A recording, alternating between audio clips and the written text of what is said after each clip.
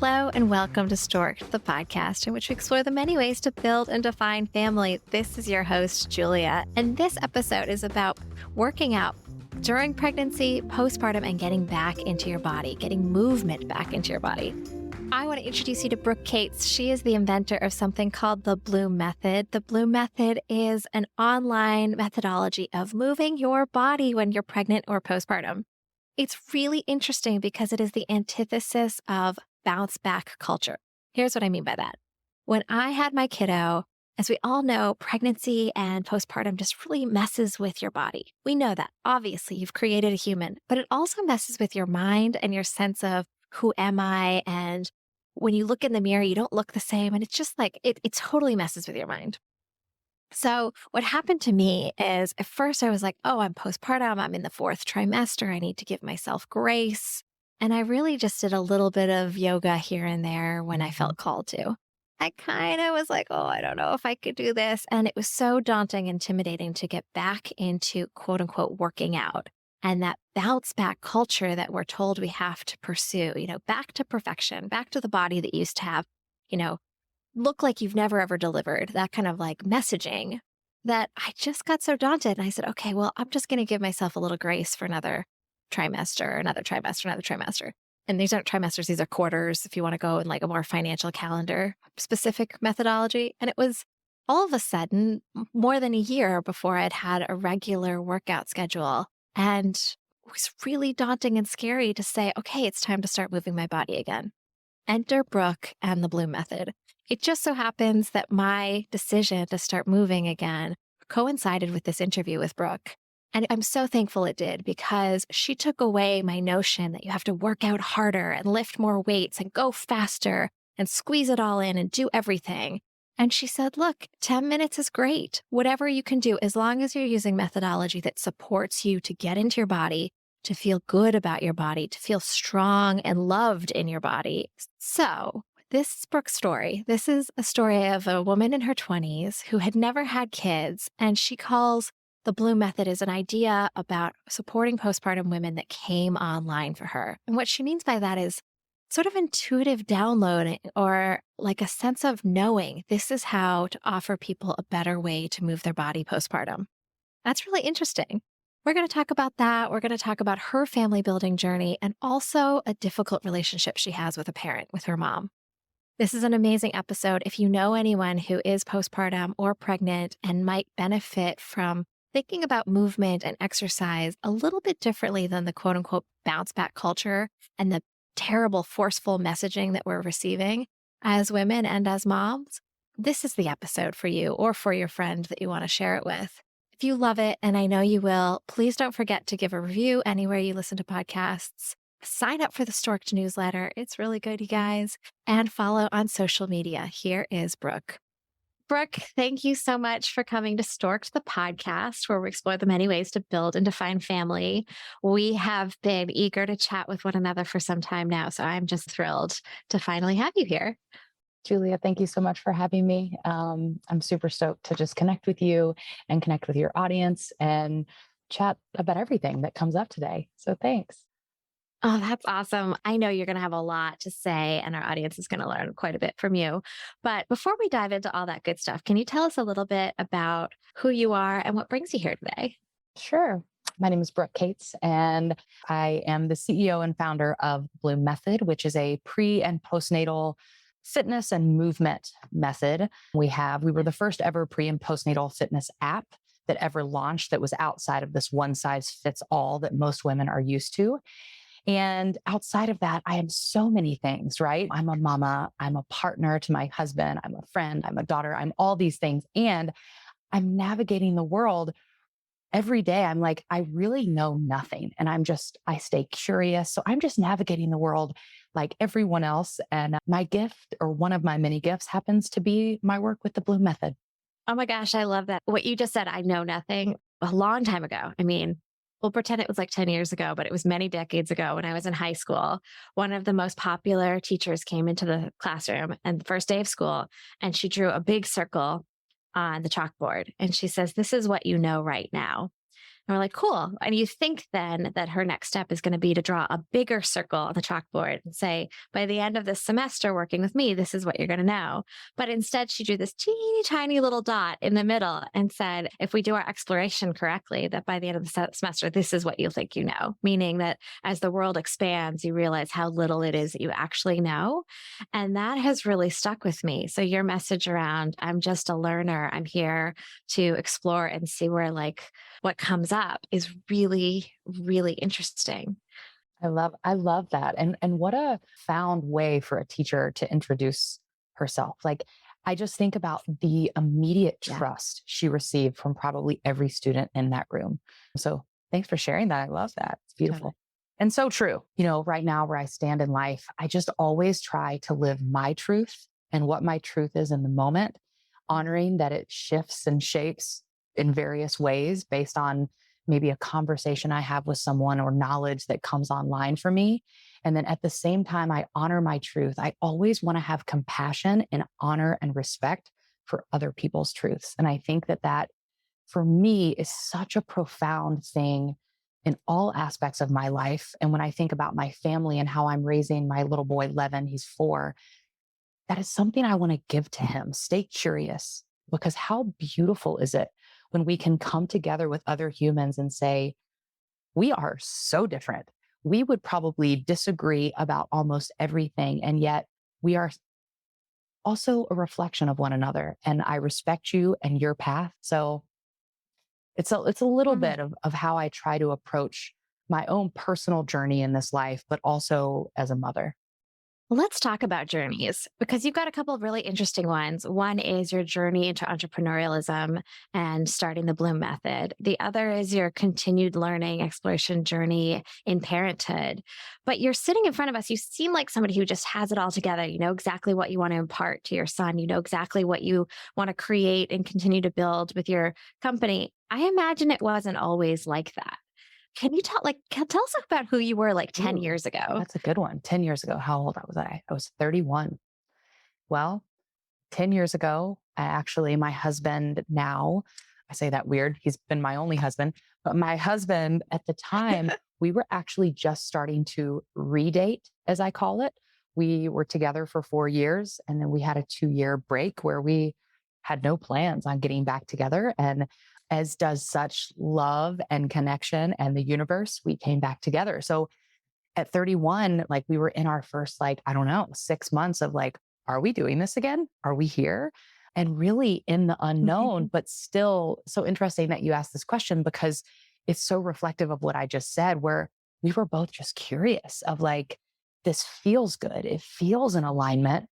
So that's where I was. And in that space, I was also in the same energy of this work that I do with pre and postnatal women and trying to conceive women too. I just tend not to mention that because it's a very small percentage of women that actually think about preparing their bodies for pregnancy. But I was that person, because at 31, around 29, 30, this work started to come online for me. And I remember at first being like, excuse me, what? I'm not even thinking about children. Why is this coming online for me? And again, I chose curiosity instead of, well, this doesn't make sense to me, so I'm going to ignore it. And I've never settled in my whole life. I've never settled on big things. And I always chose the path less traveled, because it was always the path that most often led me to joy and lit me up. And the mainstream doesn't like that. And when I say mainstream, I think 10 years ago, and I think my family, right? Because in your late 20s, your early 30s, you still have your family. This is what you need to be doing. And they could not stand my free spirit, just trust of these days I refer to it almost as a more feminine energy than the typical masculine energy of we must know what we're doing before we do it. And I've just always operated that way. Yeah, that's so fun. You talked about not knowing why you were being called to do this work, why it was showing up online for you. And in a prior conversation, you actually told me about how the Bloom Method came to be.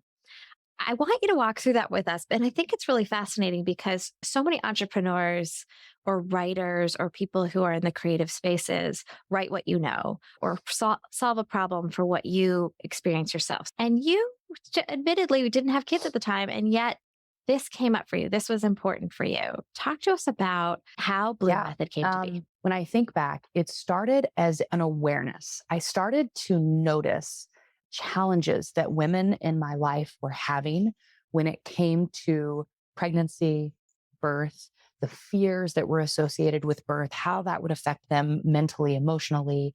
For the past 20 years, I've been in Boulder, Colorado. And for anyone who knows anything about Boulder, you probably know that it is like a mecca of athleticism.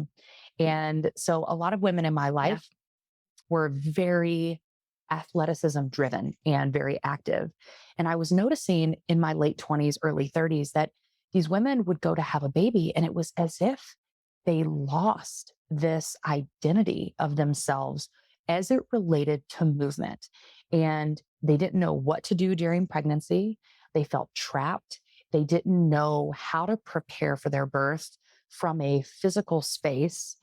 And there were so many fears associated with birth based on what we're often told around birth. Yeah. And then the postpartum was just, it was, for a lack of better words, again, this is my observation, was a shit show. These women didn't have support. Oftentimes the support didn't even happen in the home with their partners. And then they didn't have the support in the world. Their doctors weren't supporting them. It was terrifying to me. And I remember thinking, whoa, like this is not right. And if I ever want to have children, I sure as hell don't want this to be my experience. Women deserve more. We're stepping into motherhood. Shouldn't women like feel so empowered in their bodies and in this experience? And, those were the thoughts that started coming online for me. And then as things that I think come into our life that we don't really have words for, whether it is given to us through the spiritual realm or the universe or, whatever you see as a bigger source than we are here in the world. The reason I bring that up is because things started showing up. It was like this stuff came online. I had these questions, I had these observations, and then it got louder.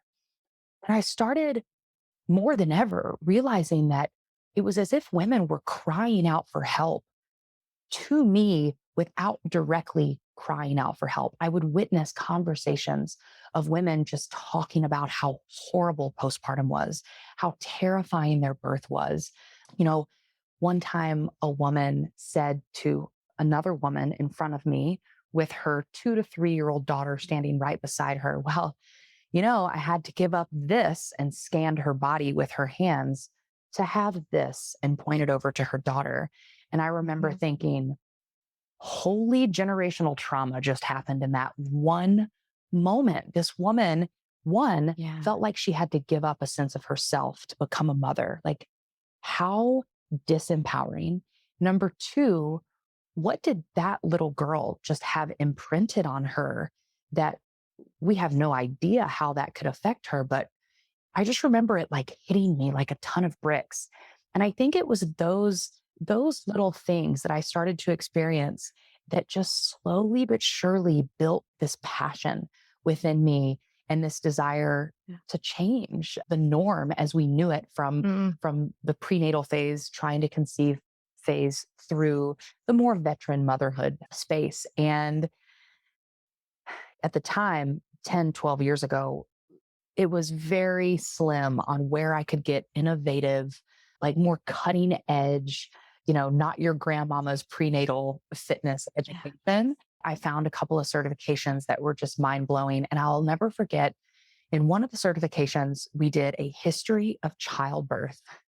Y'all, that Interesting. blew me out of the water. It was as if the past life witch burnt at the stake within me was like, oh my gosh, like how dare they take childbirth away from us, modernize it, and make us fearful of it. And I think that broke me open so much that it really just started this beautiful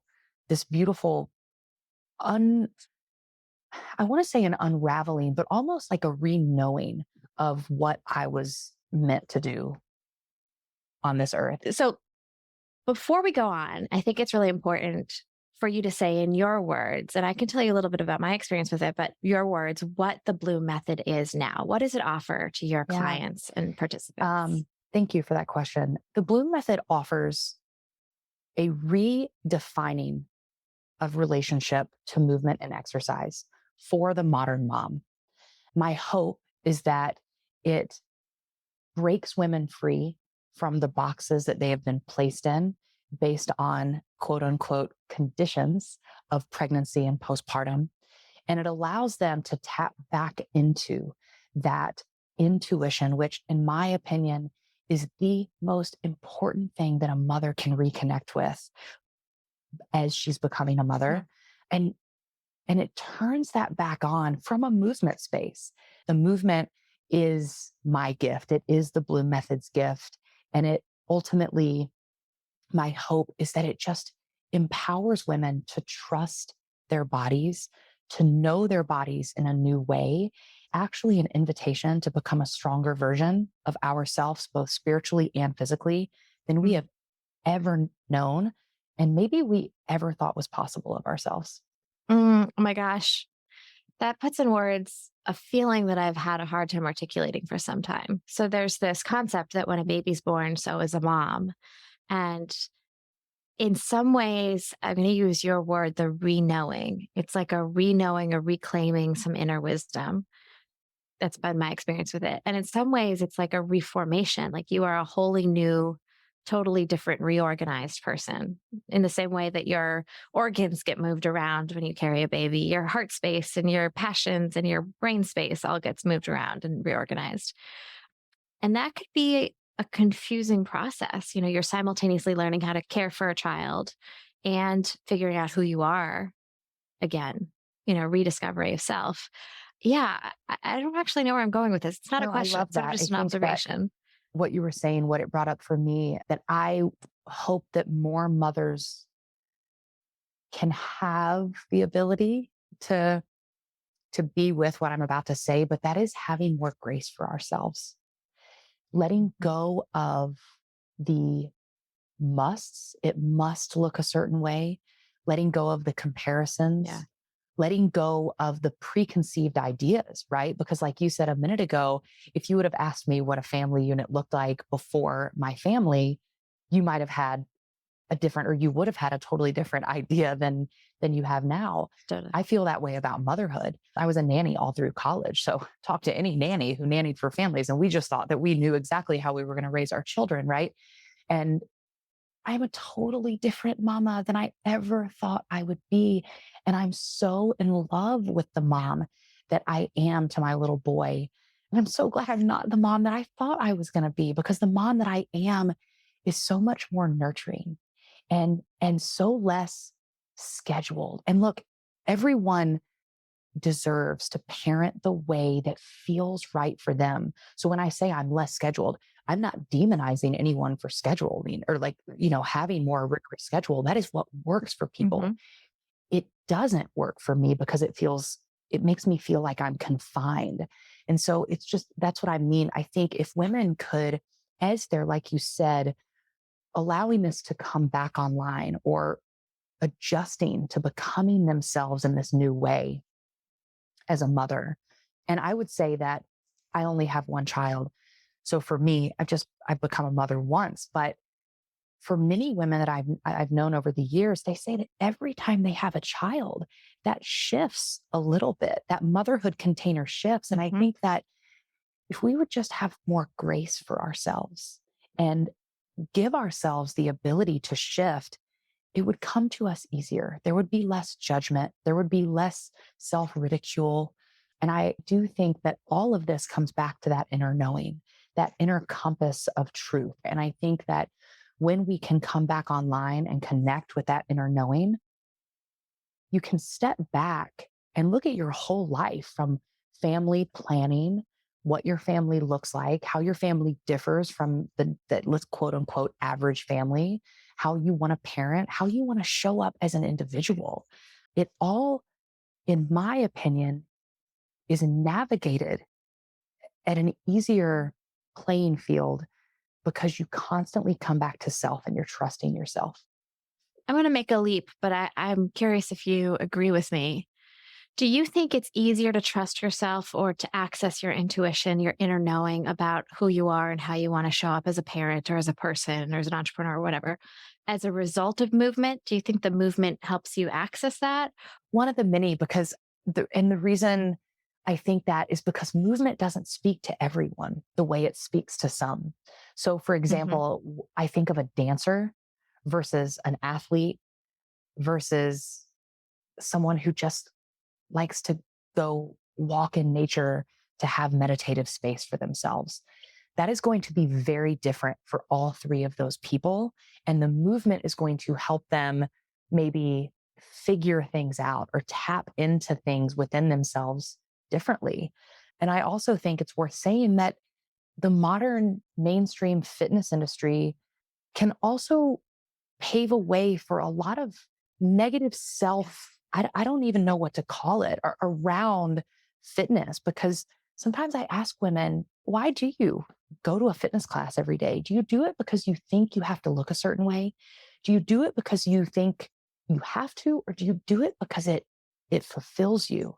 Does it fulfill you because it lights you up, or it's another to-do list, another thing on your to-do list that if you Hmm. removed it and replaced it with breath work or replaced it with reading a freaking book, like, would that create more Yeah. space and more silence in the ability to listen to yourself? So I think that's a great question, but I think it's just going to depend person to person. Yeah. I actually really appreciate you saying that, because what you're basically saying is there needs to be something that you're doing that lights you up, that gives you passion, that makes you feel good, either calm and steady or enlivened. And that can be any number of things, but one offering is the Bloom method and movement of some kind as a way to tap back into yourself. It is with the Bloom method. One of the big messages that we have, woven throughout all of our fitness classes and education, and that I hope to give to women, is that, like, can we stop taking fitness so seriously? Can can we just stop? Can we just show up and have fun with it and move our Yeah. bodies? And can sometimes we want to get a movement practice in and our toddler's like running all over the place, and 10 minutes is good enough. Like, if you can complete 10 minutes of a 45-minute workout, can you just honor yourself in that? Give yourself the grace and move on. So I think yes to what you said. And like, I just hope that we also like help moms look at fitness as like, it's not so serious. You can drop your ego at the door and just move your freaking body and have fun with it. I was going to remark, because one of your gifts, and you've got many, is that you can talk about these big conceptual things and you can take a lot of heart centered language in the way that you talk about them. And that's really nice. And so I've been really paying attention to the way in which you use language, and I'm paying attention to the use of the word movement rather than fitness, exercise. Is that intentional? Are you trying to avoid exercise and fitness because they have this shadow of bounce back culture, or you have to get fit and look hot, and you're trying to tap into something more spiritual with movement? Or is it just a language choice that you prefer for other Thank you reasons? so much for just acknowledging all of that in me. I appreciate that. It's nice to have that reflection of myself. Yes, I would say that it is intentional, 100%. I think it Hmm. is an intention designed around that reframing of the relationship of what we see as movement and exercise. I think that it feels more inclusive to use the word movement. It's not as intimidating for a lot of women, especially when we are just cracked wide open postpartum. But even in pregnancy, so many women don't know what to do. There's this lack of trust around, my body's never done Hmm. this. I've never felt, I don't know what's going on.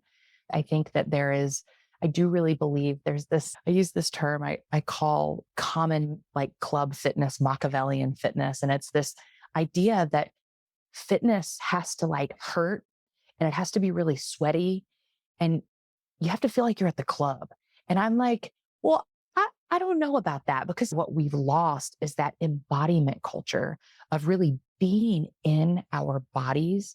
And that's one of the gifts that working with expecting and postpartum women has given to me is giving that back to women. Like, you know, it hits so many things, but one of those is we do not have enough time in our modern world. And oftentimes our individual self-care is what's put on the back burner. And so if I can give women a gift and teach them how to, let's just look at a squat or a bicep curl, because everyone knows what those are, two traditional fitness movements, exercises. If I can teach women how to optimize those by not just working your glutes, your quads, and your hamstrings in a squat, but also connecting to your breath, firing up your core, healing and rehabbing your pelvic floor all in one squat, I literally can turn a 15-minute time frame that you have into what you would get out of a 1.5-hour workout at a club fitness, Machiavellian fitness class, where the fitness instructor never once called you into your body. They just told you to work harder. Don't take a break. I actually love telling women to take breaks. If you feel that you need to take a break in a fitness class, honor it. Gather your breath and then get back into that movement stronger than you were before. Let's give ourselves the opportunity in things like movement to like be proud of ourselves. Don't care about the people beside you working out. Don't try to look like your best friend in a bikini. Constantly be a better, stronger version of yourself. So I think that all stems from that intentional use of the word movement. Yeah. Yeah. And intentionally creating something that's different. I mean, what's really resonating with me, I'm 18 months postpartum. And I have to be honest, I sort of gave myself a pass, and it was supposed to be 3 months, and it was going to be 6 months, and it was going to be a year. And the next thing you know, it's 1.5 years and you haven't moved your body. And so the coming back into your body again has been a very weird experience for me. I'm like weeks into it, just now starting. And some of it for me has been paired with weaning. Like I just couldn't take care of my body and take care of him and breastfeed, which is a full-time job. If you looked at any of the research, it's like 2,000 hours a year is spent breastfeeding. But as a result, it ends up leading me to a place where it feels like a battle. I feel like I have to battle with myself. I have to, fight myself to work out instead of take a break and rest when I'm tired, or fight myself to like check it off, or like work harder just so I can reclaim whatever it is that I have quote unquote lost in the past 18 months. But when you're talking about this as connecting to your body, reclaiming your sense of self, optimizing your movement so that you don't have to work harder, you're working smarter. I mean, that feels less like a battle and more like, I can do that. That feels like an open invitation that feels okay to me. Is my voice totally outside of the norm for your client base, or what? Well, I think it's a mixture. I think your voice is my wish that women could have that moment, that moment of recognition and go, okay, this seems doable. And I actually have a question about what you just said. So I'm going to come back to it in a minute, but I want to answer what you asked first. But I will tell you, one of my struggles in having an online fitness app that is very well known and global is that we get everyone. So we get women who are used to things like Beachbody or Peloton, and they're looking for the vibe. And some of my coaches absolutely bring the vibe. We do our best to bring the vibe, but we're also going to cue the hell out of the class so that you can be stronger in Peloton. You can be stronger at Orange Theory Fitness, CrossFit, whatever it is you love to do. But we get all of it. So over the years, we've noticed we have women who will come on the platform and they're, in their 3rd trimester or their 6 weeks postpartum, they just got cleared for exercise. They don't do any of our start here education, reconnect with your breath, feel your pelvic floor stuff. They go straight to the HIIT workout. And you're like, okay, we've missed.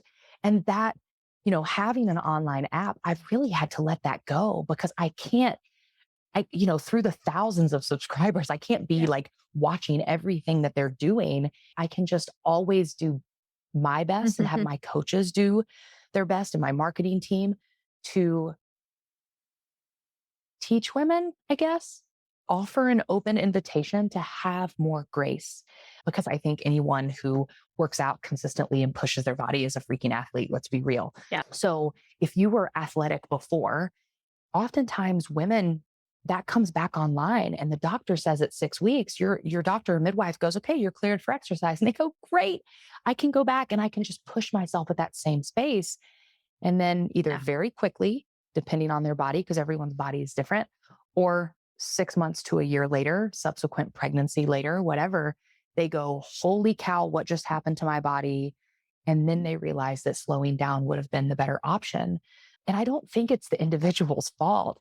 It is the world around us, right? This, you mentioned it a minute ago, that bounce back culture is one of the things. There's many variables, but all of that to say, I want to come back to my question for you. And when I heard you saying what you were saying about your experience, your journey, when you think about working out and it seems like, oh my gosh, okay, I have to carve it out. Does part of it seem a little daunting to you because you feel like you have to give it your all in that 30 minutes to an hour? Like you have to go overdrive. Like you have to really push yourself to feel like whatever you're trying to feel like in your own body. Yeah. Oh, absolutely. Absolutely. I mean, especially if you haven't been working out for a while, if you've been working out, when I was working out consistently, but pre-pregnancy, if you had a day and you felt a little off and you said, I'm going to take it easy today, there was always tomorrow. With a baby, there may not be tomorrow. Like, I don't know that I'm going to get time tomorrow to work out. I don't know that it's, maybe a week before I can fit it in again. And so it does feel like there's added pressure with each session to go harder or do more, if that makes sense. I had an idea that was going to be your response. And I just hope that in our conversation and hopefully with some of your listeners, again, we just go back to that, like, oh my gosh, like we are doing it all. You are doing it all. You show up and wear so many hats in your individual life. The last thing that you need, one, is to brutally push your body in a workout. Your body deserves better, right? And we can get stronger. Like you just said, what I say all the time, work smarter, not harder. Now, I'm sure there are plenty of people in the fitness industry that are like, are you kidding me? You should come in here and work your butt off. Okay, cool. But for the modern mom, I mean, what if our workouts gave back to us in a way that they started to make us feel stronger? Sure, girlfriend, if you want to look good in the bikini, I'm going to make sure your workout makes you look good in the bikini too, because I think that all of our goals deserve recognition and nothing deserves, if women want to look good in a bikini, they shouldn't have hatred because of that. Like that's, again, going back to, we are able to live our truth no matter what it looks like. But our workouts can give back to us. They can feed us. They don't just have to be, we have to beat ourselves up to look or feel a certain way. And that's what we want to do at Bloom. My hope is that through navigating and moving through our app, what women get is that on a day where it's you and your kiddos, you have one, you have multiple, and you're like, I am not getting a workout in today, but I can run out in the backyard or I can take my kids to a park, and you can bring online some of the foundational pieces of what you've been taught at Bloom. And you just add that into chasing your kid, picking up your kid, and you literally turn your mom movement into a workout. And then you go home and you feel accomplished. We've got to stop beating ourselves up because we didn't get our workout in, or because let's, add the nutrition piece in, or because we're demonizing our food and we had such a busy day. Well, we started this conversation about how much you've grown and progressed over the past 10 years. And it seems like not just you, but the way in which you service and support and talk to your clients, the way in which you offer different programming at Bloom, everything seems to have evolved and grown. I want to talk about your journey a little bit. So you started Bloom Method before becoming a parent. You are now 4 years into parenthood. What have you learned along the way about yourself or about motherhood as you stepped into family building? Such a great question. Yes, I did this work, developed the method, etc., all the things 7 years before having Levin, before even being pregnant. What have I learned? I mean, I really feel like we've covered it. I've learned to trust myself. I've learned to stay curious. I've learned that I don't know shit except for what I know in the immediate. I have learned to have compassion, deep compassion for other women and their journeys. I've learned that my journey to motherhood my journey as a parent and as a mother, as a partner, it doesn't need to look like anyone else's as long as it feeds my family and myself. And simultaneously, it will serve me and the greater world best if I can always respect and never judge. Those are just some things I've learned. I mean, I learned that the way I think that I'm going to mother even now, my toddler is constantly teaching me things. I think our children are such profound little beings. And if we can pause more and step outside of this fast-paced, super modern, overly connected world that we live in, and just pause and have present moments with our children more, it will feed us and them in such a grand capacity that I think oftentimes we think as busy moms, like, I don't even have enough time to hang out with my kid. One thing to mention in response to your question too, but I've always done things a little unconventionally. Always. I can look back at my whole life. I dropped out of high school. I dropped out of college, and I have a 7-figure global fitness app. I was told that everything I was doing would lead me down a path of destruction. And yet here I stand. And the only thing I can say to people is I never stopped listening to my intuition. I sought the things that lit me up and pushed away the things that felt like they confined me. And everything I've done is unconventional. What did it feel like to be told that everything you were doing was incorrect or, was going to take you down the wrong path? That's such a great question. I'll tell you, it probably feels a lot different right now than it did when I was, dropping out of high school, which that's a whole nother conversation. But that was divorced parents, mother allowing me to do it, father not, but couldn't have a control over me. And me being a 17-year-old child that didn't really have what I needed from my mother. So that was a decision that now I would not make, of course. But when I decided to drop out of college and follow music and travel the country, listening to live music, again, like just feeding my soul in this like such an unconventional way with my family, like my entire dad's side of the family are doctors and scientists. And they were just, what are you doing? You are such a loser. It didn't feel good, but it clearly didn't break my spirit. That's how I'm going to answer that. It didn't break my spirit because I am such a grounded individual. And I believe that while I haven't known so much my whole life, I've always trusted myself. I can't tell you why. There's no special formula to that, but I've always trusted it. And maybe it was because I sought the joy. And so because I was in this constant state of feeling the joy and feeding the joy, that was this source of energy that didn't allow me to be dimmed by because you're not doing it this way, you're never going to win. I mean, friends and family were like, pre and postnatal fitness, like, why would you be so niche? Don't you think that's stupid? I was like, no, I actually don't think that's stupid, but thank you for your opinions yet again.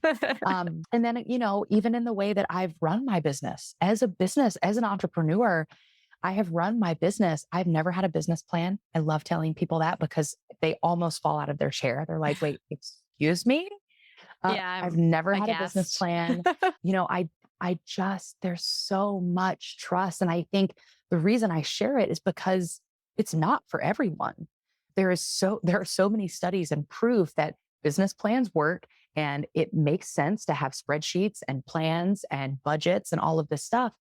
But there is a percentage of human beings on the planet that just doesn't vibe with. And would I have been able to have and create such a successful brand? And when I say successful, I want to say that the 7 figures is not what I count as successful. The 60,000 plus women who have come through our app is what I claim as successful. The women whose lives we have been able to change. Would I have been able to do that if I would have been told, no, you have to have a business plan. Because don't get me wrong, I sat in front of the computer in the early days because I was told I need a business plan to do the business plan. And then there was this voice and this feeling of like just dull, like this does not feel good. And so I didn't do it. But if I would have been required to utilize my energy in these ways that didn't light me up, would we be sitting here today having these conversations? I don't know this conversation. I don't know. And isn't it interesting that that's true for anything, right? It's true for launching companies. It's true for following your heart when it comes to what your career should be. It's true for parenting. If you're focusing all your energy in cleaning the house because you think it needs to be clean and you have nothing left in the tank to play with your kid, that may not be the best use of your time. It's true for partnering, how you choose to show up in marriages and relationships and friendships. It's really good observation. And again, I think it's not about my way is the right way. Your way is the right way. It's what is the right way for you and trusting that. Okay. Let me ask a left of center question and you don't have to answer it. How is your relationship with your mom now? I am the parent. I guess I will say it that way. I am the parent and my mom and I have a relationship because she needs it. And I give her that. But I have created very clear energetic boundaries for myself, for my child. They got even more clear. I won't share this podcast interview with my mom, but she probably wouldn't listen anyways. But yeah, it's so common, right? That I think women say, my mom is toxic. But I also want to say that my mom is a product of her environment. So many of our moms, our parents, generations before us. And I think that what is so beautiful about the time on the planet right now is that we have this energy in this space to say no more. I'm not going to be a slave to my trauma. I'm not going to be this way because of this. And I don't know that our parents had those tools. So yeah, I don't have a great relationship with my mother at all. My father, on the other hand, is one of my dearest companions. So it's an important part of talking about family, is not just talking about raising kids, having kids, if you want them, what your go forward family life looks like, but the family in which you were raised, how that shapes you, the relationships you carry forward and those that you choose to adapt and evolve. It's all part of what makes us who we are to some extent. Yep. And I think we probably parent differently based on our own parenting, like how we were parented, right? What we saw worked and what we feel didn't work for us. Yeah. So as somebody who has transformed a relationship with your mom by setting boundaries, who has an exceptional relationship with your dad, a wonderful partnership, an awesome son, and works with women on a day-to-day basis to help them through prenatal, postnatal, all the things, trying to conceive. How does that shape your definition of family? What does family mean to you right now? Family to me, that is such a great question. I mean, there's like so much you can unpack there, right? But family to me it's a heart's fulfillment. To me, it's a connection that feels like home. It's something that I can come back to, my husband can come back to, and hopefully my child can always come back to as this soft landing of always being accepted, always being seen and heard, but also the realness. Like we are not a family that sugarcoats it. If Levin's being a jerk, I'm going to be like, dude, you got to like shape up your attitude here. There's a big world out and we don't act this way. Right. Like, so I think family encompasses all of that. And at the end of the day, I remind myself so much. My mother was very, very critical of me. And so I think just because of that, that can sometimes be this like almost like a response, a reaction for me. And I'm just a guide. I remind myself, my husband and I, we're just guides for Levin. We are not here to tell him how to live his life. We are here to guide him the best we know how. And so, yeah, I'm just going to sum that up with family is, for me, a heart's fulfillment. I love that. And I love the soft landing. Believe it or not, it's something I've heard a couple times on this podcast, and it's such a beautiful image that we keep going back to. And it's such a nice way to think about whatever happens, you've got a good, safe space, a soft place to be. Yeah. It's wonderful. Yeah. Well, thank you so much, Brooke. It's been such a pleasure Same. to spend time with Same. you today. Is there anything we didn't touch on that you really want to make sure is communicated? No, I mean, other than just, reminding your audience, which they know because you have done such a beautiful job with your podcast and creating this safe space for your families to talk about having an unconventional family. But I am all about just really the unconventional life. And I think just honor it. Yes. Like, you are never doing anything wrong if you get a yes for you.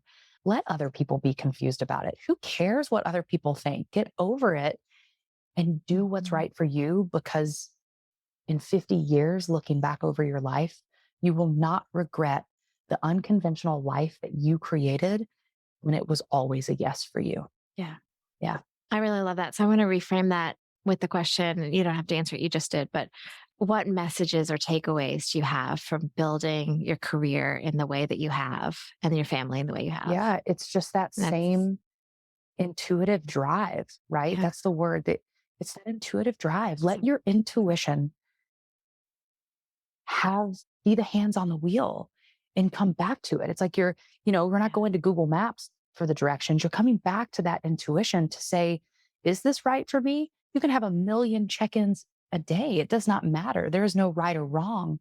But coming back to that intuition, you will never regret listening to your intuition, because your intuition will never steer you the wrong way, ever. Yeah. It's beautiful. Oh my gosh. So fun to talk to you. I hope we stay in touch. I always say that once you're on the podcast, you're part of the family. I'll reach out a bunch here and there. And it's really just great to finally get some time to connect. Absolutely honored that you would, have my voice on your podcast. So thank you so much. I'm also happy to gift you a subscription to Studio Bloom if you wanted to have it in your toolbox as a tool. Oh my gosh, Brooke, what a gift. Thank you so much for joining us on this episode of Stork'd. Listeners, I highly encourage you to take advantage of the discount code. It's Stork'd, STORKED 30, and it's 30% off any subscription that you would like to the Bloom Method. Thank you for listening to Stork'd with your host, Julia Carroll. This podcast is changing the conversation around the ways people define and create family. If you like what you hear, please support us by sharing with friends and following on Instagram at Stork'd_podcast. We also always appreciate it when you rate and review us wherever you listen to your favorite podcasts. For more information, visit storkedpodcast.com to sign up for our newsletter. That's STORKD podcast.com.